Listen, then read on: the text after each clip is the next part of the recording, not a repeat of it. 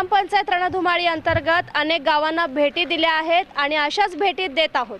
दरम्यान आपण आलोय तालुका कवठे महांकाळच्या रांजणी या गावी आणि इथल्या ग्रामपंचायत निवडणुकांच्या पार्श्वभूमीवर आपण आढावा घेत आहोत। यामध्ये काही विरोधक आहेत, काही सत्ताधारी आहेत, काही सामान्य नागरिक आहेत। इथल्या गावाचा विकास झाला, काही समस्या याबाबत आपण जाणून घेणार आहोत आपल्या या नागरिकांकडून। तेव्हा आपण सुरुवातीला जाणार आहोत। आपलं पहिलं नाव सांगा। विकास भोसले। सध्या आपल्या गावामध्ये जे गट आहेत, पॅनल आहेत, त्यांबद्दल थोडक्यात सांगा। ज्या गावामध्ये असं कुठल्याही पक्षाचं पॅनल लागत नाही, इथं सर्व पक्ष मिळून पॅनल लावलं जातं। खासदार संजय काका पाटील या तालुक्याचे आमदार सुमंत आहे, काँग्रेसचे काही नेते आहेत, सगळंजण मिळून सर्व पक्षीय गावात पॅनल लागलं जातं। आत्तापर्यंत इतिहास आहे की राजकारण हे थोड्या दिवसासाठी असतं। ज्या दिवशी इलेक्शन संपेल त्या दिवशी आमच्या गावात कुठल्याही प्रकारचं राजकारण होत नाही, सर्वजण मिळून मिसळून काम करत असतात। सध्या कोणते पॅनल उभे आहेत आता? अजून तर काय त्याचं चित्र स्पष्ट नाही आहे। आम्ही काही ठिकाणी बिनविरोधचा प्रस्ताव मांडलेला आहे। उद्यापासून अर्ज भरायला चालू होईल, त्यानंतर ज्या दिवशी अर्ज भरून होतील त्यानंतर बघू। आम्ही बिनविरोधचा प्रस्ताव ठेवला, त्या संदर्भात काय होतं बघू। असं वाटतं की बिनविरोधसाठी आम्ही जास्तीत जास्त सर्वजण मिळून प्रयत्न करतो आहे। यशस्वी होईल का नाही होईल तो नंतरचा विषय, कारण आम्ही प्रयत्न करतो त्या हिशोबाने। सध्या गावाचे जे विद्यमान सरपंच होते, म्हणजे जे आता तुम्ही म्हणला विसर्जित झालेली आहे पॅनल, तर त्यामधले जे त्यांनी जो विकास केला याबाबत आपण काय सांगाल? त्याच्यावर बोलण्यासारखं काही असं नाही आहे आता, कारण बऱ्याच जणांना माहिती आहे की गावाला माहिती आहे, त्याबद्दल आता बोलणं काय चुकीचं आहे ते, कारण त्यांच्या विरोधात मी इलेक्शन लढलो, त्यामुळे मी त्यांच्याबद्दल बोलणं चुकीचं आहे। त्याच्याबद्दल बाकीचे काय त्यांच्या विरुद्ध बोला म्हणत नाही, त्यांनी केलेला विकास हा तुम्हाला काय वाटते, समाधानकारक आहे की नाही? नाही, समाधानकारक तर नाहीच आहे, कारण मी सांगण्यापेक्षा बाकीचे तुम्ही त्यांच्याकडून माहिती घ्या। बाकीचे आहे तिथं 2-3 डेपोट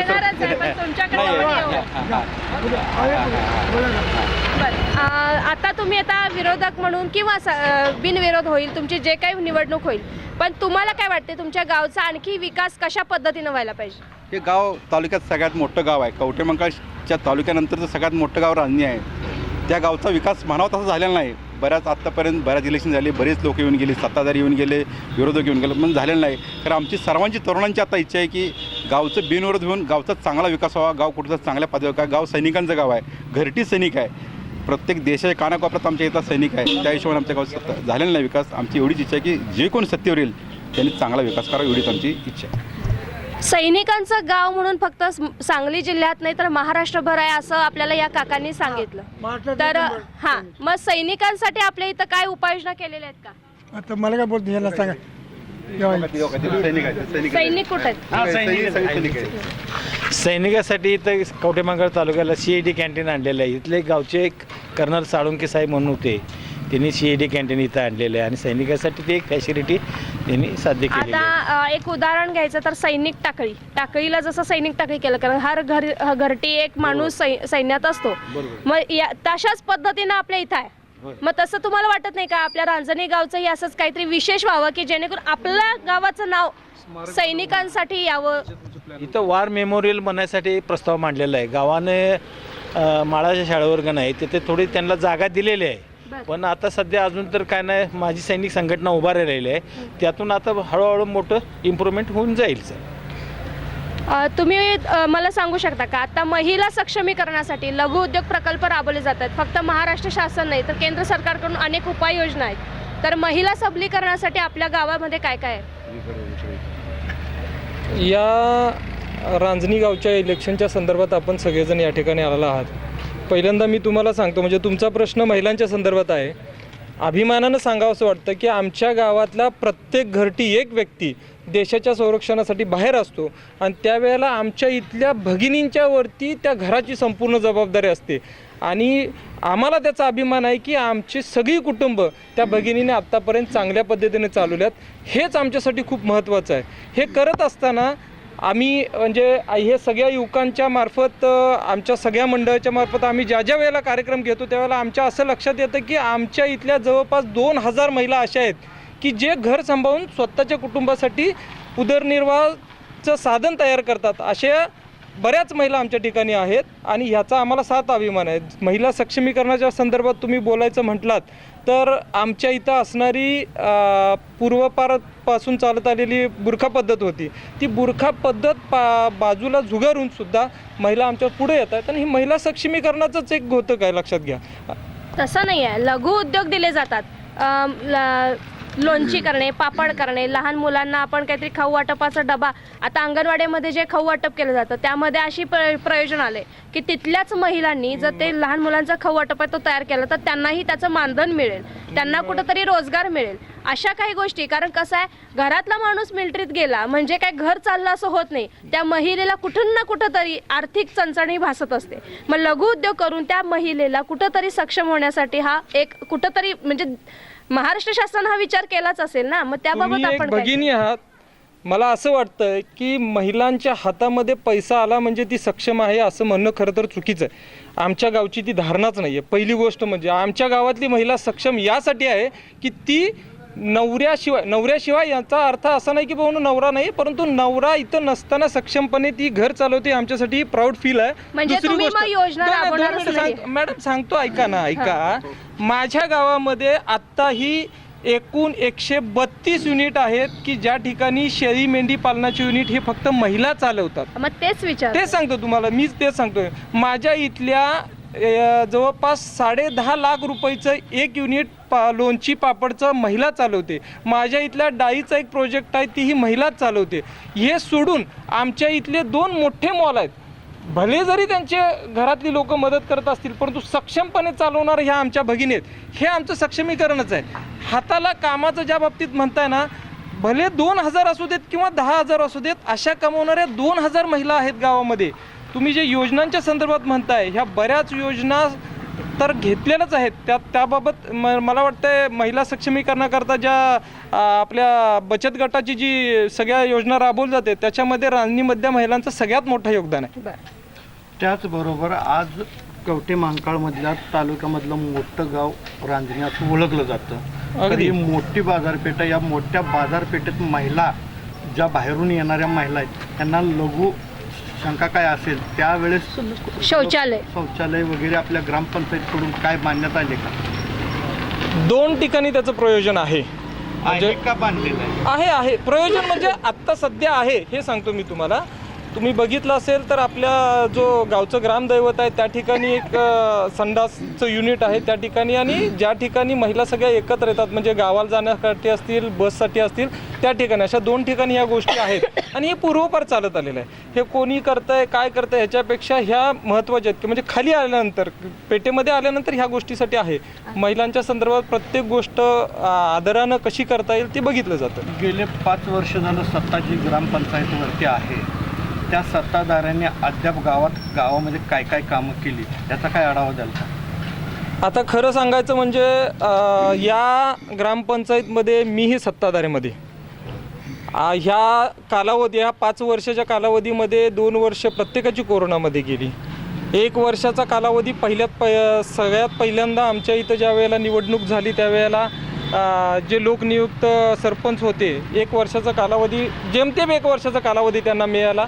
त्या 1 वर्षाच्या कालावधीमध्ये त्यांनी गावचं नंदनवन कसं होईल म्हणजे ती व्यक्ती वेगळी होती, त्यांची लेवल वेगळी आहे, इतरांची लेवल कदाचित वेगळी असू शकते, हा भाग वेगळा आहे, परंतु त्यांनी त्यांच्या लेवलप्रमाणे जे काम केलं ते आजही दिसण्यासारखं आहे. परंतु आमच्या गावाचं दुर्दैव की ती व्यक्ती आमच्यामध्ये राहू शकली नाही आणि ते आमच्यामधून निघून गेले. त्यानंतरच्या कालामध्ये घडामोडी घडल्या आणि त्या ठिकाणी सरपंचाची निवडणूक लागली, दुसरे सरपंच त्या ठिकाणी निवडून आले, त्यानंतर कोरोनाचा कालावधी सुरू झाला आणि याच्यामध्ये म्हणावा असा विकास झाला नाही हे मान्यच करावं लागेल, त्याबद्दल दुमत नाही.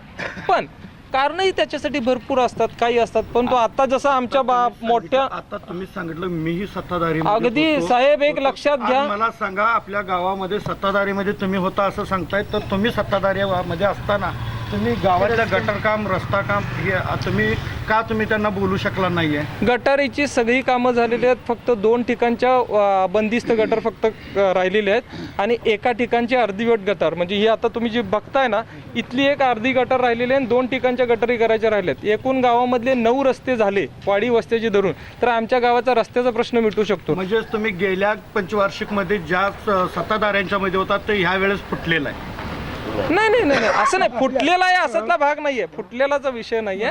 सत्ताधारी आणि हे म्हणण्यापेक्षा गावच्या विकासासाठी समविचारी लोक एकत्र येऊन ह्या सगळ्या गोष्टी करतायत. याच्यामध्ये आता आमच्या मोठ्या बंधूंनी सांगितलं की या ठिकाणी आपण बिनविरोधाच्या संदर्भात आपण सगळेजण चर्चा करतोय किंवा एकत्र बसतोय, तर चांगली गोष्ट आहे. आम्हाला त्याबद्दल म्हणजे उलटं आम्ही ज्या वेळेला मला बंटीनं सांगितलं की आपण हे सगळं करतोय, तर स्वागत केलं आम्ही त्या गोष्टीचं. लक्षात घ्या, गावच्या विकासासाठी ज्या गोष्टी कराव्या लागतील त्यासाठी आम्ही सगळेजण कटिबद्ध आहोत आणि ते नक्की करू. आता तुम्ही मला सांगा, जवळजवळ वर्षानुवर्ष सैनिक भरती होते, घरटी एक माणूस सैनिक आहे असं तुम्ही म्हणालात. अगदी. मग सैनिकांसाठी एखादं स्मारक उभा करणं किंवा सैनिकांसाठी एखादा नियोजन करणं असं आपण काय केलंय का? मॅडम एक सांगतो तुम्हाला, या ठिकाणी तुम्ही मगाशी आता बोलताना सांगितलं, म्हणजे तो खरं तर तो मुद्दा घ्यायला पाहिजे होता मी, परंतु तुम्ही विचारला म्हणून सांगतोय की सैनिक टाकळी म्हटली जाते पण तो रांजणीला म्हटलं जात नाही. तर तुमच्या माहितीसाठी आत्ताही सांगतो, 238 काहीतरी समथिंग काहीतरी सैनिक फक्त आत्ता सैनिक टाकळीमध्ये आहेत. आणि माझ्या गावची आजची ऑन ड्युटी जी संख्या आहे ती 700+ आहे.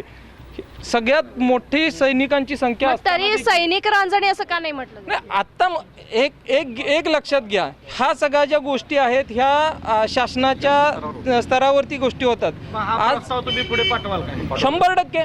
100% आज तुम्ही आमचे व्हॉट्सअप ग्रुप आता इथं उभारणाऱ्या सैनिक स्मारक तरी उभा करू शकत होता. सैनिक स्मारकाच्या संदर्भात इथल्या सर्व माजी सैनिकांनी एकत्रित येऊन सैनिक संघटना काढलेली आहे, त्याच्यामार्फत पाठपुरावा चालू आहे. त्याची फाईलही तुम्हाला हवी असेल तर ती दाखवता येईल. 5 ठीक आहे, आम्ही नंतर तुमच्याकडे येतो. अगदी, आता अगदी. आम्ही दुसऱ्याकडे जातोय. खरोखर सर, आता आम्हाला सांगा की गावचा विकास कशा पद्धतीने झाला यावर काय माहिती? एक न्यूट्रल माइंड ठेवून मी बोलतोय, कारण मी कुठल्या पक्षाचा कार्यकर्ता नाही, कुठल्या पक्षाचा नेता नाही. एक सामान्य नागरिक म्हणून आम्ही स्वतः प्राध्यापक म्हणून गेली 35 वर्ष मी सेवा करतोय. या गावचा नागरिक आहे आणि मी अगदी स्पष्टपणे सांगू इच्छितो की गेल्या 10 वर्षात गाव 20 वर्ष पाठीमागे गेलेलं आहे. गेल्या 10 वर्षात हे गाव 20 वर्ष पाठीमागे गेलेलं आहे. त्याचं कारण असं आहे की ज्यावेळेला कम्पॅरेटिव्हली आम्ही बघतो इतर गावं, ज्यावेळेला आम्ही पाहतो त्या गावाच्या तुलनेत या गावामध्ये सगळे आहेत, सगळ्या गोष्टी तुम्ही पूर्णपणे अनुभवल्या तर सगळ्या गोष्टी इथून मिळतील तुम्हाला. त्यामध्ये लष्कराच्या बाबतीत महाराष्ट्रामध्ये गाव अग्रेसर आहे. शिक्षकांच्या बाबतीत तुम्ही बघायला गेलात तर जवळजवळ 100-200च्या वर शिक्षकांची संख्या यामध्ये इथं आहे. आजी माजी सैनिकांच्यामध्ये हायर लेवलला काम करणारे आजी माजी सैनिक इथं आहेत, हायस्ट पोस्टला काम करणारे सगळे आहेत. डॉक्टरांची संख्या यामध्ये आहे. गाव पूर्णपणे सुशिक्षित आहे, कल्चर्ड आहे. गावामध्ये स्पोर्ट्स फॅसिलिटी आहेत, सगळ्या गोष्टी आहेत इथं. परंतु 20 वर्ष का पाठीमागे गेलं याचं कारण असं आहे की जे कामं गावाच्या विकासासाठी करणं आवश्यक आहे, इतर गावांची जे विकास होत आहे तो पाहून तरी किमान आपल्या गावात विकास करावा असं सत्ताधाऱ्यांना वाटलं नाही. त्यामध्ये कोणाचं वैयक्तिक नाव आम्ही घेणार नाही, परंतु खरोखरच गाव पाठीमागे गेलेलं आहे. आणि या निवडणुकीच्या उद्देशानं एवढंच बोलू इच्छितो आहे की जुन्या लोकांनी आता थांबावं, त्यांनी मार्गदर्शकाच्या भूमिकेत त्यांना असावं, जुन्या लोकांनी मार्गदर्शकाच्या भूमिकेत असावं आणि नवीन जे होतकरू आहेत, जे सुशिक्षित आहेत, ज्यांना विकासाची दृष्टी आहे, जे खऱ्या अर्थानं ज्यांचं एक निस्वार्थी भावनेनं ज्यांना सेवा करायची इच्छा आहे, त्या इच्छा त्या मारून ते थांबलेले आहेत. त्यांनी आपल्या इच्छांवर पांघरून घालून ते थांबलेले आहेत. आम्ही थोड्याच वेळात तुमच्याकडे येतोय. आता आम्ही आमचेच बंधू आहेत यांच्याकडे आलेलो आहे. तुम्ही गेल्या वेळेस सत्ताधारीमध्ये होता, त्यावरून आम्हाला तुम्हाला विचारायचं की काही सत्ताधाऱ्यांच्यावर एवढा रोष होतो, याच्या पाठीमागचं कारण काय? बरोबर आहे, इलेक्शन लागलं की उभा राहणाऱ्याची संख्या भरपूर आहे, पण ज्यावेळेस निवडणूक संपते त्यानंतर ते निवडून गेलेल्या लोकांची जबाबदारी गावाकडे बघण्याची कुटुंबाप्रमाणे असणं गरजेचं आहे. पण अंतर्गत युग आणि हेवेदावे जे निवडून गेलेल्यांच्या लोकांमध्ये निर्माण होतात त्याचा डायरेक्टली परिणाम गावाच्या विकास कामावर होतो आहे. आणि नंतर इलेक्शन लागतं कोणतं तर, आणि त्या ठिकाणी आपण परत एकत्र येतो. हेच एकत्र येणं ज्यावेळी निवडून गेल्यानंतर जर केलं असतं तर गावाचा निश्चितपणे विकास झाला असता. अंतर्गत हेवेदाव्यामुळं एखाद्या कामाला खो घालणं किंवा जो वेळ द्यायला पाहिजे गावासाठी ते वेळ न देणं. सध्याची स्थिती अशी आहे की ग्रामपंचायतीमध्ये जे काम करणारी माणसं आहेत त्यांनी पार्ट टाईम जॉब म्हणून आता हे सेवा बजावायची नाही, त्याला पूर्ण टाईम जॉब म्हणून करावं लागतं आहे. कारण असं ऑनलाईनची आता यंत्रणा आहे सध्या. आणि ग्रामपंचायतमध्ये कामगार किती? कामगार आता सध्या आमच्याकडं परमनंट आहेत 4, एकूण 6 कामगार आहेत. त्यांची सॅलरी माहिती आहे का सर आपल्याला? सॅलरीचा प्रश्न सांगतो. सॅलरी रेग्युलर मिळते. शासन जे परमनंट कर्मचारी आहेत त्यांना 50% शासन देते, 50% ग्रामपंचायत देते ग्रामनिधीच्या माध्यमातून. पण शासनाने एक 2 वर्षापूर्वी असा जार काढला की सैनिकांना घरपट्टीची माफीचा. तो ॲक्च्युली माफी देत असताना असं कोणत्याही शासन स्तरावरती आर्थिक तरतूद त्या निधीची ग्रामपंचायतीकडे वर करायची झाली नाही. आणि त्यामुळं ग्रामपंचायतकडे जो ग्रामनिधी येणार आहे घरपट्टीच्या माध्यमातून तो गेले 2 वर्ष ग्रामपंचायतीकडे आला नाही. त्यामुळे 14 ते 15 लाख रुपये थकबाकीमध्ये गेले. सध्या ग्रामपंचायतचा साधारणतः 11% वसूल आहे. आणि त्यामुळं कर्मचाऱ्यांना पगार देताना मधल्या कालावधीमध्ये अडचण निर्माण होत गेली. जसं गोळा होईल त्या पद्धतीनं कर्मचाऱ्याला पगार देत गेलो. कर्मचाऱ्यांचा काही वेळा पगार तटलाही. पण याला कारणही तसंच आहे. जे निवडून गेलेले लोक आहेत ह्यांनी ग्रामपंचायतचं आर्थिक उत्पन्न वाढवण्याच्या दृष्टिकोनातून प्रयत्न करणं गरजेचं होतं. जर ग्रामपंचायतचं आर्थिक उत्पन्न वाढलं असतं तर निश्चितपणे कर्मचाऱ्याचे पगार आणि विकास काम हे चांगल्या प्रकारे झालं. 100% आम्ही दुसऱ्यांदा येऊ तुमच्याकडे. आता आम्हाला एक विचारायचं आहे की एक चेहरा लपतोय पाठीमागं, या चेहऱ्याच्या पाठीमागचं रहस्य नेमकं काय आहे? सर मला सांगा, आपल्या गावामध्ये गटार नाही आहेत, यावर काय सांगाल? सर गटर आहेत नाही, आम्हाला तर सध्या इथं दिसत नाही. नाही, अंडर पाईपलाईन अंतर्गत पाईपलाईन केलेल्या आहेत.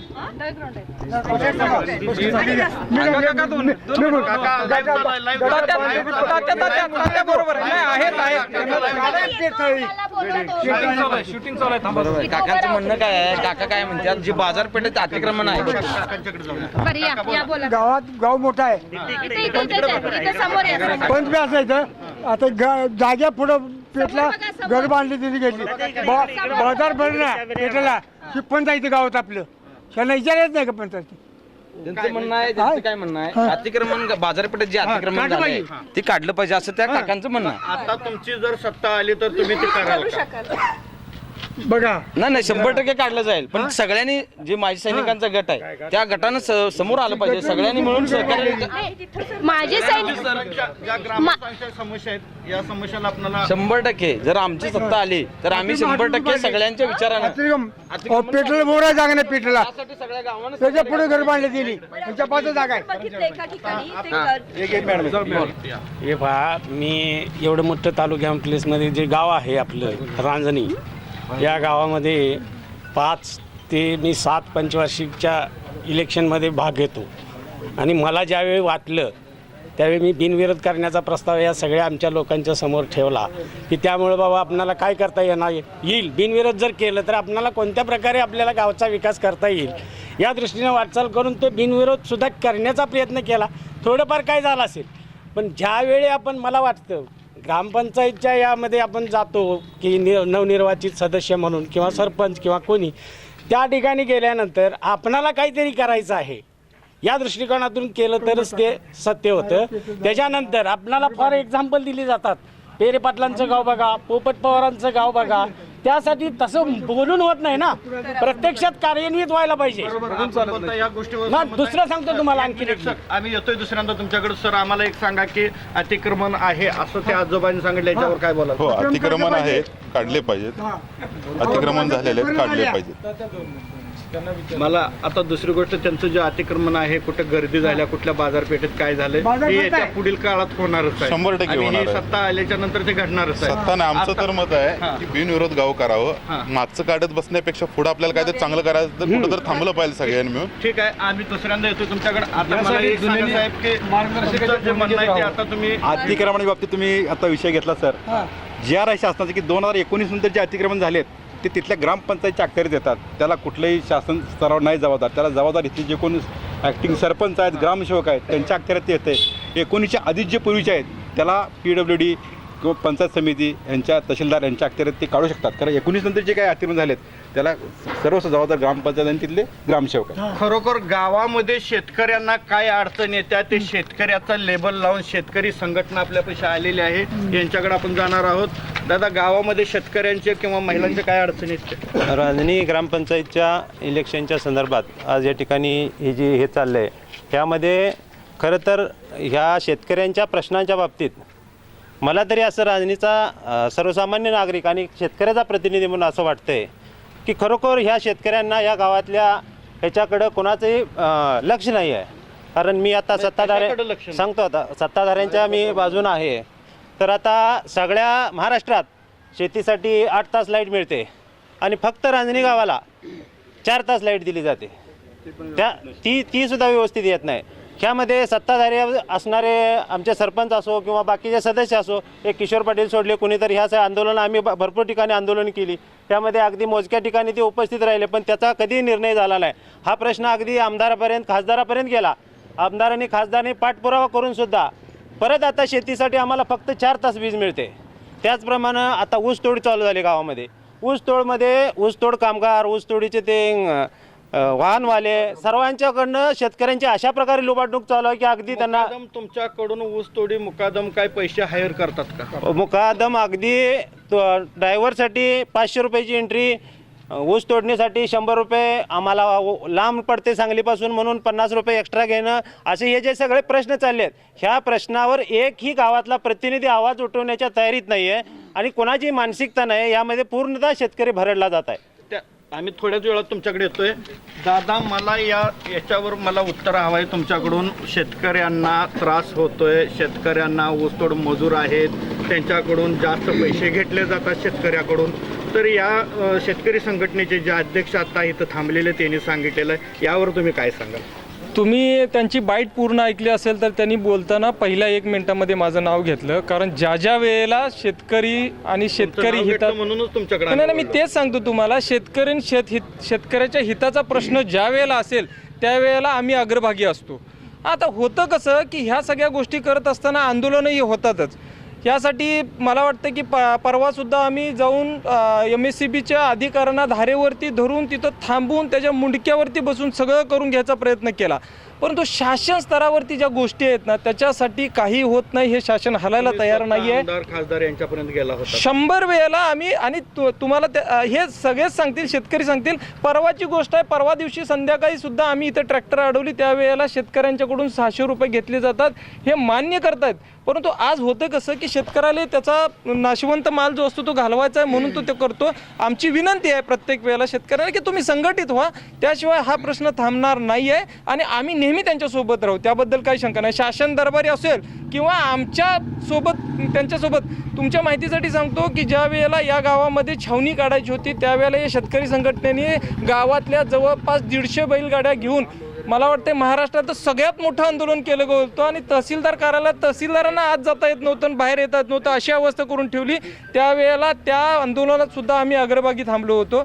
गावातला प्रत्येक माणूस त्यासाठी झटला.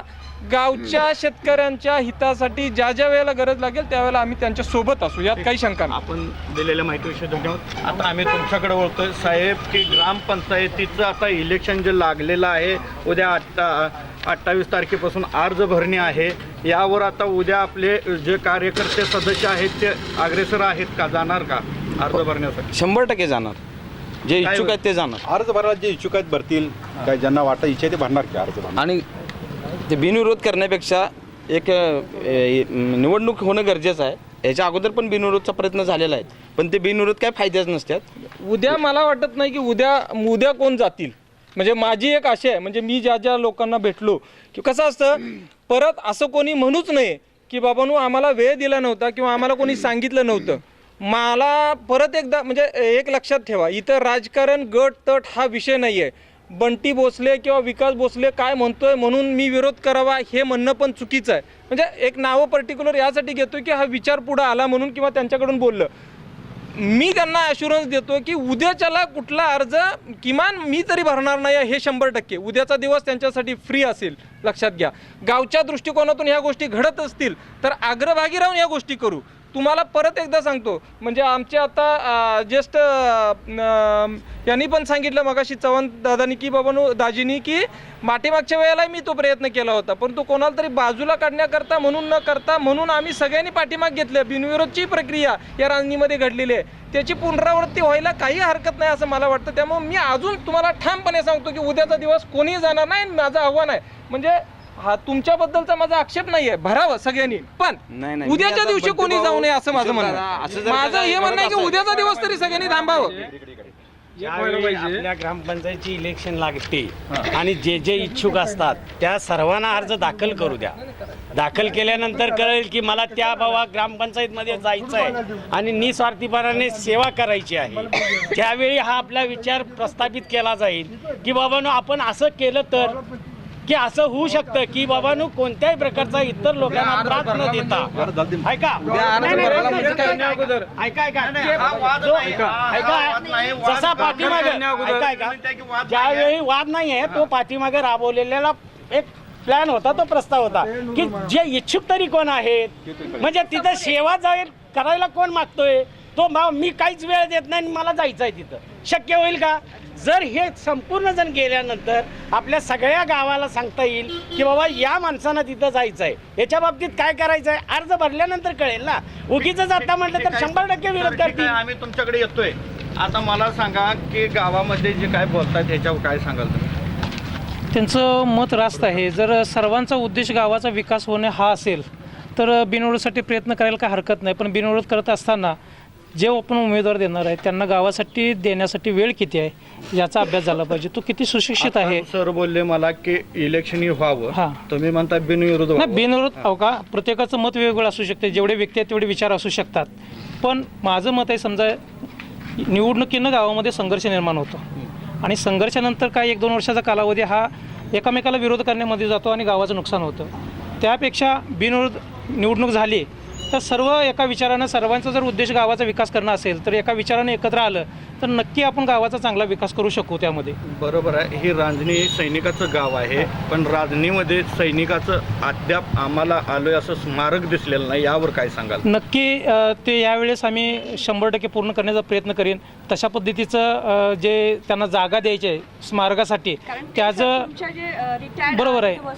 त्यांना जे जागा द्यायची आहे त्या जागेचे परवा सर्कलच्या मार्फत चौकशी झालेली आहे, त्याची एक सुनावणी झालेली आहे आणि ते जागेची जी मागणी केलेली होती त्या जागेचा गट क्रमांक चुकल्यामुळं त्यांना योग्य त्या गटाचा नंबर घालून तसा प्रस्ताव मागितलेला होता. त्यावेळेस ते ग्रामपंचायतकडून पाठवण्यात आलेला आहे आणि यावेळेस मात्र सैनिकांचे जे स्मारक होणार आहे त्या स्मारकासाठी नक्की जागा ती मिळेल, कारण त्याचा प्रस्ताव आता तहसीलदार कलेक्टर ऑफिसमध्ये अंतिम टप्प्यावर आलेला आहे. ते सुरुवातीला गट क्रमांक चुकल्यामुळं ते प्रकरण पेंडिंगला पडलेलं होतं. ओके सर, आपण दिलेल्या माहितीविषयी मला एक सांगा. हॅलो सर, मला एक माहिती नाही काय यांना प्रस्ताव घेऊन आम्ही एक सांगा. त्यांना घेऊन प्रस्ताव घेऊन त्यांचं म्हणणं ऐकायचं काय म्हणते बरं एक बोला. सांगा की आता तुम्ही ग्रामपंचायत रणधुमाळीमध्ये आहात आणि तुम्ही आता रेसला आहात, तर तुम्ही ही सत्ता तुमच्या ताब्यात आल्याच्या नंतर तुम्ही आपल्या आपलं सैनिकाचं स्मारक इथं बनवाल काय? 100%. ह्याच्या आधी सुद्धा इथं सुखदेव साहेब बसलेत, यांना मी घेऊन स्वतः खासदार साहेबांना घेऊन कलेक्टर ऑफिसला घेऊन त्यांनी दिल्लीची अपॉइंटमेंट सुद्धा आम्हाला दिली होती संरक्षण मंत्र्याची की आपल्या सैनिकांसाठी स्मारक बनवण्यासाठी आम्ही इथं प्रस्ताव तयार केला होता. वेळ त्यावेळेला काय आतापर्यंत जे सत्तेवर होते ह्यांनी हे का केलं नाही ते आता तो त्यांचा प्रश्न. आम्ही सत्तेत नसताना सुद्धा आम्ही प्रयत्न केला होता. आम्ही सत्ताना एक सामान्य नागरिक, गावचा एक नागरिक ह्या हेतून आम्ही प्रयत्न केला होता. होय, अभिमानच खासदारांना सांगितलं होतं, खासदारांनी कलेक्टर सांगितलं होतं, कलेक्टरनी प्रस्ताव दिला होता संरक्षण मंत्र्याची, आम्ही त्याला अपॉइंटमेंट घेतली. दिलेल्या माहितीविषयी आम्ही धन्यवाद. सर, मला एक सांगा, आतापर्यंत स्मारक का बनलेलं नाहीये? निष्क्रियपणाच म्हणावं लागेल, म्हणजे सत्ताधाऱ्यांचा निष्काळजीपणा नाही सगळ्यांचाच. ज्यांनी पाठपुरावा करायला पाहिजे त्यांनी पण करायला पाहिजे होता आणि ज्या लोकांनी त्याच्यात इंटरेस्ट होता त्यांनी पण पुढे पाठपुरावा नक्की कोणी करायला पाहिजे होता? सगळ्यांनी ज्यांची मागणी आहे त्यांनी करायला पाहिजे होता. म्हणजे सैनिकांचं गाव म्हणून आपलं कर्तव्य काय नाही? 100% मॅडम तुमचं म्हणणं तुम्ही मला पाठपुरावा केला की नाही केला? नाही, आम्ही करण्यापेक्षा माझी सैनिक इथं संकट नाही. त्याचबरोबर आता आपण यांच्याकडे जाऊ, पाठपुरावा केला की नाही केला?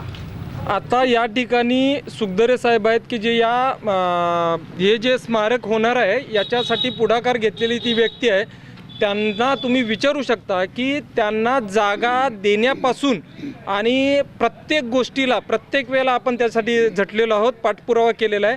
त्यांची फाईल बनवण्यापासूनचं काम मी स्वतः केलं आहे. मी स्वतः सैनिक नाही आहे किंवा माजी सैनिक नाही आहे, परंतु या गावातल्या सैनिकांच्या प्रती असणारं प्रेम हे कुठं ना कुठं आपल्याला दाखवता आलं पाहिजे. ह्याकरता ह्या गोष्टी केलेल्या आहेत आणि नक्कीच आम्ही त्यांच्यासोबत म्हणण्यापेक्षा त्यांच्या पुढं एक पाऊल असू. या गावामध्ये माजी सैनिकांच्यासाठीचं योग्य वॉर मेमोरियल हे नक्की होणार, ह्या काही शंका नाही. हां, सुखदर साहेबांची बाईट घ्या, म्हणजे ते सांगतील की मदत केली. माजी सैनिकांच्या वतीनं माजी सैनिकांसाठी स्मारक व्हावं यासाठी ज्यांनी आटोकाट प्रयत्न केले, अगदी तळमळीनं प्रयत्न केले, त्यांना आता आपण भेटणार आहोत. आपलं नाव सांगा. माझं नाव गणपती सुखदर आहे. हां, तुम्ही जे काही आतापर्यंत प्रयत्न केले त्याबद्दल थोडक्यात आढावा द्या. आम्ही सगळ्यात पहिलं म्हणजे आम्ही संघटना स्थापन केली आणि त्या संघटनेच्या अनुषंगानं आम्हाला सैनिकांचं स्मारक बनवायचं होतं. तर त्यासाठी खरं म्हणजे सैनिकांचं स्मारक फक्त सैनिकांनी इंटरेस्ट घेऊन चालणार नाही. त्यासाठी गावचे पुढारी सगळे कुठल्याही पक्षाचे असू द्या, फक्त सगळ्यांनी मिळून ते केलं पाहिजे आणि त्याला हातभार लावला पाहिजे. नाहीतर फक्त सैनिकांनीच करावं म्हणून त्यांनी जर सोडून दिलं तर ते होणारच नाही.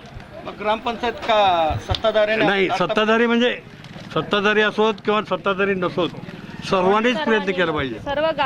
सर्व गावकऱ्यांनी गावाच्या विकासासाठी ते केलंच पाहिजे. धन्यवाद. ग्रामपंचायतनं माझी रेल्वेसाठी ग्रामपंचायतीनं रेल्वे थांब्यासाठी एक अर्ज केला होता रेल्वे ह्याला.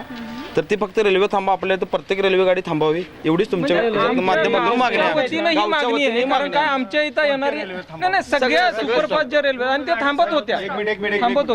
कवठेमंकाळ स्टेशन जे नाव आहे हे ऍक्च्युली कवठेमंकाळपासून हे 11 किलोमीटर रेल्वे स्टेशन आहे. आमच्या गावापासून 2 किलोमीटर रेल्वे स्टेशन आहे. आपल्या हद्दीत आहे, हद्दीत आहे. पूर्वीच्या इंग्रज काळात त्याला कवठेमंकाळ नाव पडलं होतं, कारण रेल्वे स्टेशन राजधानी हद्दीत आहे.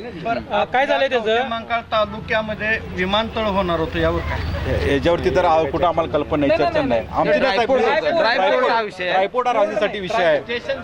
तर आम्ही सांगत होतो की रेल्वे सर काय सांगायला काय रेल्वेचं सांगतो की आपल्याकडं रिझर्वेशन काउंटर होतं. कोरोनाच्या कालावधीमध्ये रिझर्वेशन काउंटर बंद केले. बऱ्यापैकी आमच्याकडचे सैनिक आहेत, त्यांना वॉरंट वगैरे तोडण्यासाठी मग ते रिझर्वेशन काउंटर बंद झाल्यामुळं मिरजेला जावं लागतं आणि ते किंवा सांगोल्याला जावं लागतं. आणि तसं बघायला गेलं तर रिझर्वेशन काउंटरचं अर्निंग रांजणीला चांगलं होतं, पण गेले 2 वर्षापासून ते रिझर्वेशन काउंटर बंद आहे. ते रिझर्वेशन काउंटर सुरू झालं पाहिजे. इथून जे जाणारा सैनिक आहे त्याला विनाकारण हेलपाटा या लांब गावामध्ये घालावा लागतो. दुसरी गोष्ट, ज्या एक्सप्रेस गाड्या आहेत त्याला या ठिकाणी 2 मिनिटाचा जर थांबा दिला तर आपल्या गावातून जातो याचं एक ते समाधान होईल. यासाठी थोडासा प्रयत्न करणं गरजेचं आहे. तशा प्रकारचं मागं सर्व ग्रामस्थ सर्व ग्रामपंचायत परिसरातले मिळून एक निवेदनही पाठवण्यात आलेलं आहे. रेल्वे राज्यमंत्री असतील किंवा सोलापूर डिव्हिजनला तसं निवेदनही पाठवण्यात आलेलं आहे. रांजणी या गावी आपण आलो आहोत. ग्रामपंचायत निवडणूक रणधुमाळी अंतर्गत आपण इथल्या विरोधकांकडून समस्या यासोबतच माजी सैनिकांच्याही समस्या जाणून घेतल्या होत्या. काही प्रश्नोत्तरांचाही कार्यक्रम झाला, मात्र त्यावेळेस सरपंच उपलब्ध नव्हते. मात्र आता माजी सरपंच म्हणायला हरकत नाही, आपल्याकडे सरपंच उपस्थित आहेत. त्यांच्याकडून आपण या प्रश्नांची उत्तरं घेणार आहोत आणि त्यासोबतच माजी सैनिकांच्या समस्या कितपत सोडवल्या याबाबतही खुलासा घेणार आहोत. आता जे विरोधकांनी आम्हाला सांगितलं की इथं म्हणावा तसा विकास झाला नाही, तर आपलं याबाबत मत काय? विकास हा भरपूर करण्याचा आम्ही प्रयत्न केलेला आहे. ग्रामपंचायतीची इमारत नव्हती, ती ग्रामपंचायती इमारत बांधली, अभ्यासिकाची इमारत बांधली, त्याच्यानंतर अंतर्गत पाईपलाईन केलेले आहेत, त्याच्यानंतर राष्ट्रीय पेयजल योजनेतनं 4 कोटीचं काम मंजूर करून आणलेलं आहे. सार्वजनिक शौचालयांचा इथं अभाव दिसतो, याबाबत आपलं मत काय? सार्वजनिक शौचालय 4 ठिकाणी आहेत आणि मुतारी पण आहेत. या सार्वजनिक शौचालय त्याचा मेंटेनन्स वगैरे आम्ही करून नवीन शौचालयसुद्धा बांधलेली आहेत. याला पाण्याची उपलब्धता कमी आहे असं आम्हाला ऐकायला मिळते. पाण्याची उपलब्धता वरती टाकी आहे, त्याचा पाण्याचं कनेक्शन त्याला जोडलेलं आहे. 20 वर्ष झालं जी निवडणूक झाली आहे, या 10 वर्षात 20 वर्ष गाव मागे गेला असं सामान्य नागरिकांचं म्हणणं आहे. याबाबत सामान्य नागरिकांचं मत असू शकणार नाही, काही विरोधकांचं मत असू शकते. सामान्यच नागरिक होते. निवडणुकीमध्ये बोलण्याचा स्टंट असतो मॅडम. सामान्य नागरिकांपर्यंत तुम्ही जेव्हा पोचाल त्यावेळी तुम्हाला त्याचे अनुभव येईल. माजी सैनिक तर सामान्य नागरिक आहेत. माजी सैनिकांचाही हा प्रश्न आहे की सैनिक टाकळीच्या कम्पॅरेटिव्हली पाहिलं तर रांजणी गावचे घरटी जेवढे सैनिक भरती होतात त्यांची संख्या जास्त आहे. मात्र या गावाला ना सैनिक रांजणी म्हटलं जातं, ना या गावात कोणतंही स्मारक माजी सैनिकांसाठी उभं केलंय, ना माजी सैनिकांसाठी एखादं वाचनालय उभं करण्यात आलं नाहीये. याबाबत आपलं मत काय? आता माजी सैनिकांचं गाव आहे हे मान्य आहे. आजी सैनिक आहेत, माजी सैनिक आहेत. त्या गावाच्या विकासासाठी आम्ही जे प्रयत्न केलेले आहेत, प्रत्येकाच्या 10 वर्षापूर्वी शासनानं स्मारकाचे प्रत्येक गावामध्ये स्मारक बांधलेली आहेत. पण स्मारकाची अवस्था बघून शासनानंच हा निर्णय बंद केलेला असल्यामुळे ग्रामपंचायतीमध्ये निधी आलेला नाही त्या पद्धतीचा. मग यासाठी आपण पाठपुरावा केला नाहीत का? निश्चित पाठपुरावा केला. ग्रामविकास मंत्र्यांच्याकडे जाऊन आम्ही पाठपुरावा केला. त्याच्यानंतर दिल्लीमध्ये जाऊन राष्ट्रीय आपले संरक्षण मंत्र्यांना आम्ही प्रस्ताव दिलेला आहे की सैनिकांचं गाव आहे, सैनिकांच्या गावासाठी आम्हाला काही निधी द्या भरीव. याचाही प्रस्ताव आम्ही राजनाथ सिंग साहेबांच्याकडे दिला. आत्ताच आम्ही चहा प्यायला गेलो होतो. समोरच आम्हाला कचरा आणि एक विहीर दिसली, जी पडकी विहीर आहे. ती विहीर आहे का त्यात पाणी आहे हे सुद्धा कळत नाही, कारण इतका कचरा त्याच्यावर आहे. मग त्याची योजना आपण नाही का केली का? कारण कोणी अनोळखी व्यक्ती जर आला, रात्री अंधारात जर त्या गाडी घेऊन तो तिथं घुसला तर त्याचे अपघात होण्याचं प्रमाण जास्त आहे. याबाबत आपल्याला काय वाटतं? तिथं 50 ते 55 जण मालक आहेत त्या जागेची. ती जागा खाजगी आहे, त्यामुळं आम्हाला ग्रामपंचायतीला तिथं काहीच करता येत नाही. गावाच्या नावासाठी मी ते बघाल तर बाहेरचे आम्ही जर आलो पण तरी दिसताना ते योग्य दिसत नाही सर. 50 ते 55 लोकांच्या नावावर असल्यामुळं ते वादाचीच जागा आहे. मग तुम्ही काही प्रयत्न केलात का? आम्ही प्रयत्न बऱ्याच वेळा केला, पण आम्हाला त्याच्यामध्ये कसं आहे की आत्ता जी जागा आपण बघतोय तो एक खड्डा राहिलेला आहे आणि त्याच्यामध्ये पाणी हे या वर्षी पडणाऱ्या पावसामुळे झालेले साठलेलं पाणी आहे. अदरवाईज तो बऱ्यापैकी मुजवत आणलेली नाही मुजवत आणलेला खड्डा झालेला आहे आणि गावाच्या दृष्टिकोनातून मुजवणं, परंतु एवढा मोठा निधी कोणीही गोळा करू शकत नाही. त्याच्यामध्ये सगळ्यांचे हेवे दावे, ह्या सगळ्या गोष्टी हे करून त्याच्यावरती निश्चित एकदा व्यवस्थित झालं की ते दिसायला चांगलं दिसेल. सामान्य नागरिकांच्या डोळ्यांनी पाहिलं तर तुम्हाला असं वाटतंय का की तुमच्या स्वतःच्या मतांनी सांगा की खरोखरच या गावामध्ये विकास झालेला आहे? 2017 साली पहिली निवडणूक झाली, लोकनियुक्त सरपंच. माझे थोरले बंधू विजय कुलकर्णी सरपंच म्हणून प्रथम लोकनियुक्त सरपंच म्हणून आले आणि 7 ते 8 महिन्याच्या कालावधीमध्ये ते वारले. वारल्यानंतर परत एक 8 महिने आमचे करोना वारल्यानंतर परत निवडणूक लागली. निवडणुकीच्या कालावधीला 8-9 महिने गेले. परत मी सरपंच लोकनियुक्त म्हणून निवडून आलो. त्याच्यानंतर करोना 2020 आणि 21ला 2000 करोना आला. करोनामुळे काही काम करता आलेलं नाही. पण 2 वर्ष ते करोनात गेली, राहिलेली 2 वर्ष आपण काय केलं? 2 वर्षामध्ये अंतर्गत गटार पूर्ण केल्यात. अर्ध्या गावातल्या जवळजवळ 50% पाईपलाईन पूर्ण झालेली आहेत. म्हणजे पिण्याच्या पाण्याचे जे अंतर्गत पाईपलाईन आहे ती 50% पूर्ण झालेली आहे आणि राष्ट्रीय पेयजल योजनेतनं 4 कोटीची योजना आम्ही मंजूर करून आणली. म्हणजे तुम्हाला असं म्हणायचं की गावचा तुम्हाला हवा तसा विकास झालेला आहे? हवा तसा विकास करत असताना विकास निधी हा 15 वित्त आयोग 14 वित्त आयोग शासनाच्या धोरणाप्रमाणे येतो. दलित वस्तीमध्ये बालसुधार केंद्र, त्याच्यानंतर तुम्हाला आरोग्यासाठी, कुटुंब कल्याणासाठी हा निधी 100%तले बायफर्केशन करून येतो आणि तो निधी आम्हाला तिथंच वापरायला लागतो की गावाच्या विकासासाठी असा सेपरेट निधी येत नाही. बरं, सदरची जी निवडणूक होणार आहे ही बिनविरोध करण्याचा प्रयत्न आहे असं अनेकांनी आम्हाला सांगितलं, तर काही जण म्हणाले की नाही आम्हाला ही निवडणूक लढवायचीच आहे. तर याबाबत आपलं काय मत आहे? चांगलं आहे ना, उत्तम आहे. जर बिनविरोध होत असेल तर आम्ही त्याला सक्रिय पाठिंबा देऊ आणि बिनविरोध होत असेल तर आम्ही त्यात सहभागी होऊ. नाही, पण काही जण म्हणले की आम्ही विरोधक म्हणतायत की निवडणुकी लागलीच पाहिजे या उपरात, काय म्हणतात? आता विरोधक म्हणतायत तर मग आता आम्ही प्रत्येकाचं मत आहे. तुम्ही रिंगणात याल काय? रिंगणात आहेच ना, आमचं पॅनेल आहेच. मग येणाऱ्या काळात आपण राहिलेला विकास 100% पूर्ण करण्याची ग्वाही द्याल का? 100% पूर्ण करण्याची ग्वाही देतो. आणि माजी सैनिकांसाठी प्रयत्न? निश्चित माजी सैनिकांसाठी निश्चित प्रयत्न करू. माजी सैनिकांसाठी आम्ही ग्रामपंचायतीचा ठराव करून जवळजवळ 5 ते 6 एकर जमीन दिलेली आहे. आज आपण रांजणी या गावी आलो होतो इथल्या ग्रामपंचायतीचा आढावा घेण्यासाठी. जे सरपंच होते त्यांच्याकडून मत जाणून घेतलंय, विरोधकही उपस्थित होते, त्यासोबतच नागरिक देखील होते आणि विशेष म्हणायचं तर या रांजणी गावचे माजी सैनिक देखील उपलब्ध होते. त्यांची मागणी आपण ऐकली. या सर्व गोष्टीवरून काही जणांनी बिनविरोध करण्यासाठी प्रयत्न चालू असल्याचं बोललं, तर काही जणांनी विरोधच करण्याचा प्रयत्न इथं आहे असं म्हटलं गेले.